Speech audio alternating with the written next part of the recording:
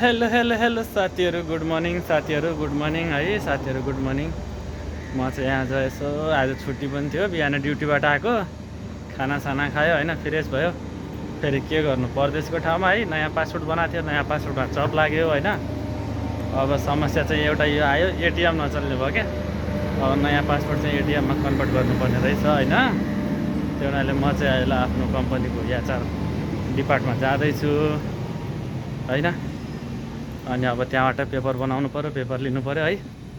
फेरि पेपर लिइसकेपछि होइन ब्याङ्कमा जानुपर्छ, ब्याङ्कमा बुझाएर फेरि त्यहाँ चाहिँ एटिएम एक्टिभेट गरेर ल्याउनु पर्छ साथीहरू। के गर्नु, दुःखै छ, नाइट ड्युटी गऱ्यो, अब मर्निङमा चाहिँ यस्तो छ, सुत्न पाइएको छैन है। अहिले सुतौँला, केही छैन, हतार छैन, बिस्तारै सबै चिज भइहाल्छ होइन। परदेशको ठाउँमा यस्तै हो। ल हेर्नुहोस्, म तपाईँहरूलाई म काम गर्ने कम्पनी पनि देखाउँछु है। धेरै ठुलो छ, धेरै लामो, यहाँदेखि वहाँ, वहाँदेखि यहाँ, त्यही त हो नि साथीहरू, यस्तै हो, लाग्नुपर्छ होइन।